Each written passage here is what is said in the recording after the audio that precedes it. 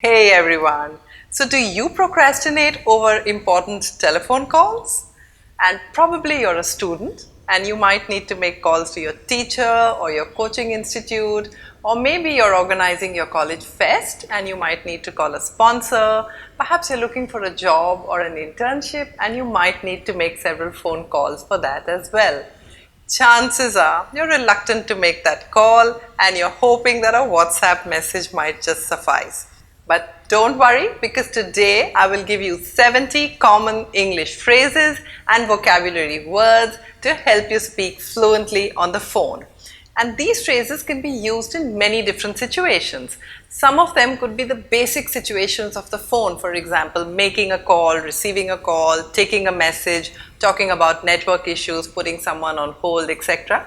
And some of these phrases could be for more interesting situations like rescheduling or cancelling a class, calling up a teacher to get more information, volunteering for an activity, and many such situations that you might face on a daily basis. In fact, you can use these phrases not only on the phone, but even in face-to-face conversations and on your WhatsApp chats as well.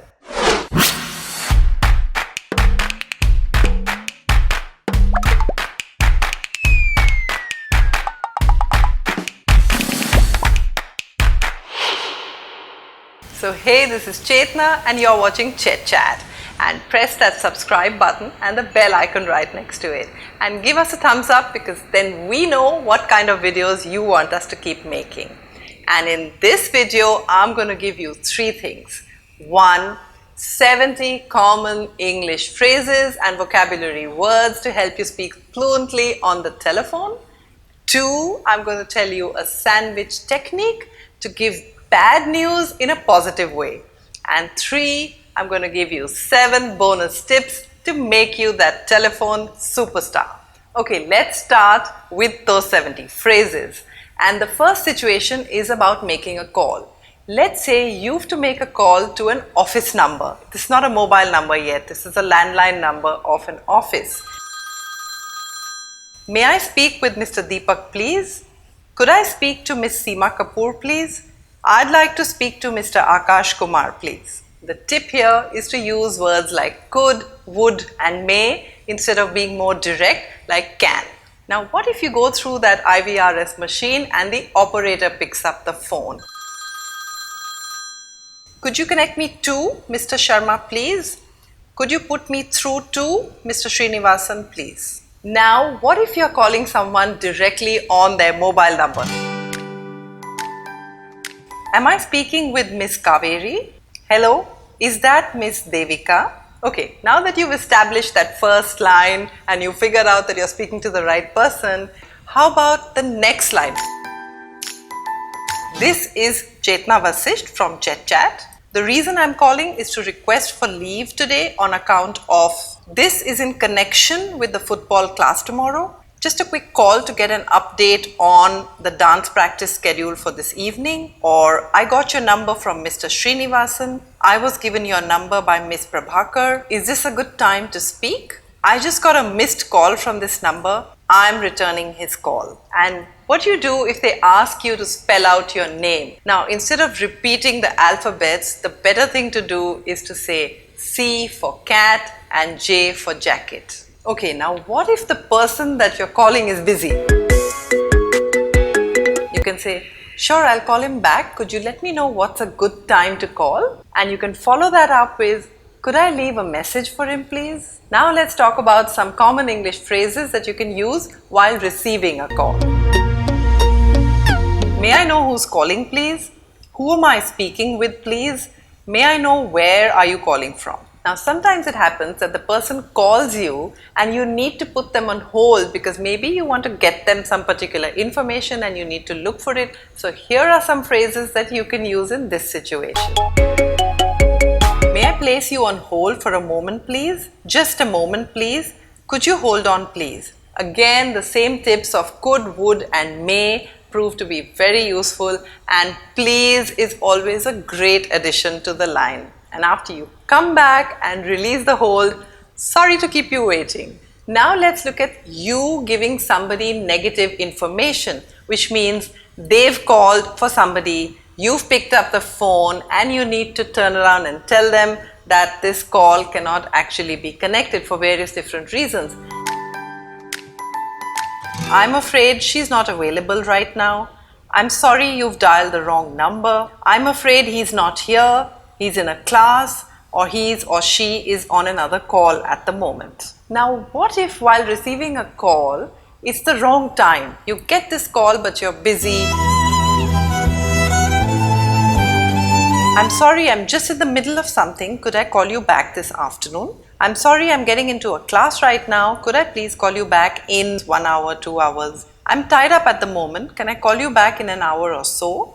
If it's okay with you, can I buzz you back in the afternoon? Now, sometimes just telling them that you're busy may not be enough. You may follow it up with a statement or two about taking a message. Would you like to leave a message? Can I take a message for her? Could you please drop me a text or WhatsApp and I'll call you right back. Now that we are done with some of the basics of making, receiving a call and putting people on hold and all of that, how about you've got a class or you've got a meeting and it's important and you want to cancel or reschedule. Now these situations tend to be a little tricky, so I thought why not give you these ready-made phrases that you can use to make it easy for you to handle these situations. Mind if I take a rain check on the get-together this evening? I have to study late tonight. I'm sorry, I might have to opt out of the event. I'm sorry, we might have to axe or call off the event. I'm sorry, miss, I'm unable to attend class today due to a sudden exigency. Ma'am, I'm sorry, I will not be able to attend the class tomorrow due to whatever reason. May I please request for a replacement class if possible. Now, many times on this phone call, you need to set up a time to meet. It could be with a company where you're applying for an internship, or it could be for any other reason. How about the following week? Shall we say November 20th? Would the week of January 18th work for you? Now here's one situation that I found very tricky when I was back in school or college. There's an event happening or there's a captaincy position announced and you want to participate in it or you want to nominate yourself for it. This is in connection with the sports day or Rockfest or captaincy position announced.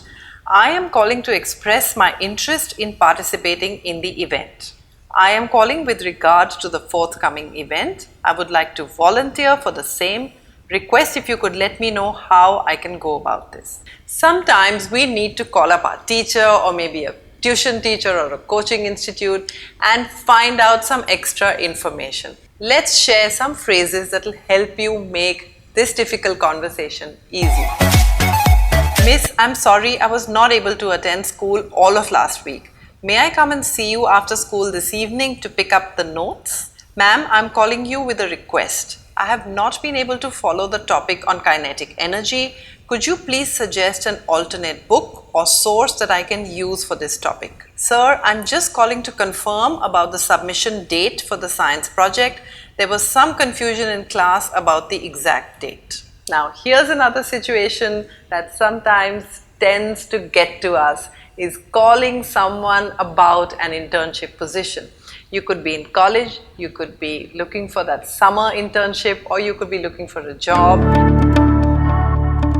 This is in connection with the internship position advertised by your company on so-and-so website. I'm very interested in this position and I wish to apply for the same. I'm calling in connection with a marketing intern position at your company that I'm very interested to apply for. May I please know who is the right person to speak to in this regard? Now that we've looked at some of these difficult situations, let's look at some easier situations but more commonly found. Let's look at bad network. You're talking to someone very important and the network goes off or it just sort of blinks and you can't hear them very well or they can't hear you very well. I'm sorry, I can't hear you well. I'm sorry, your voice seems to be breaking up. The network is bad. Could you please repeat that? Let me call you back from another number or from another location. I think we got cut off. Now, typically in this situation, it may be a clever idea to stop that call on that mobile if possible and get onto a landline and call that person, instead of stretching this whole piece of can you hear me and am I audible for a prolonged period of time. But once you get your network back, that's the time to check whether that person can hear you well before you continue the conversation. Can you hear me well, or am I audible to you? Let's talk about low battery, which happens to us sometimes. You're going to get into this important call, you look at your phone and you look at 3% battery. What do? Either you let the call happen, it drops off, and then you charge the phone and you call them back. But the smarter thing to do is to anticipate that the battery is indeed going to die. We might get cut off since my battery is about to die. I might lose you since my battery is very low. I'm running on low battery. Could you please send me a text message and I will call you back once I charge my phone? Or let me grab a charger and I will call you right back. Okay, now we've had this long, meaningful conversation with this important person and it's time to wind up and say bye.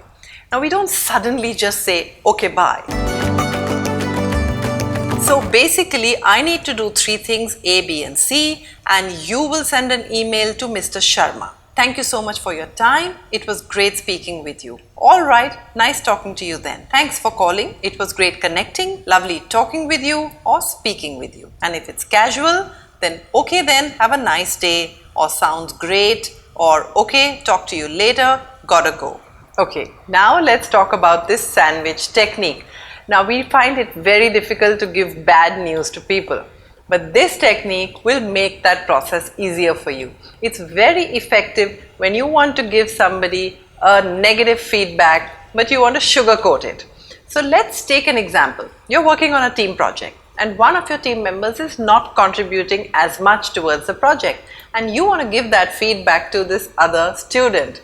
How about you use this 4-sentence technique? The top layer of bread on the sandwich represents starting on a positive note. For example, hey Sam, nice job on the cover page of the project that you designed. It looked very attractive. The lettuce represents the transition, for example, a pause, or something like, one little thing I wanted to share with you, or one area of improvement might be. The third sentence is the meat of this sandwich. It represents the main substance of your constructive feedback message. While I really believe you're very creative, the group is struggling to complete the project, and it would be great if you could contribute at least 1 hour every day for this project. And the bottom layer of bread represents your close, which again is positive, which might be something like, overall, I think the project idea is great and I'm sure we'll crack the final presentation. So how about you use this sandwich technique for one difficult situation that you're facing and write down your 4 sentences in the comment section below. And now for the 7 bonus tips. Bonus tip number 1 is to smile while making that phone call. There is no body language, but that smile will go through in the conversation and it'll end on a positive note. Bonus tip number 2 is to pronounce each word carefully. Don't rush into your sentences because, like I said, there is no body language to support what you're saying. Bonus tip number 3 is useful when you're doing a video calling. You may be doing this on any of the popular apps, but you need to take care of a couple of things. A, dress well, especially if it's a formal call that you're making. 2, make sure that the background is a plain background, preferably. Don't stand in the kitchen or the bathroom and make that call. And also make sure that there's enough light coming onto your face.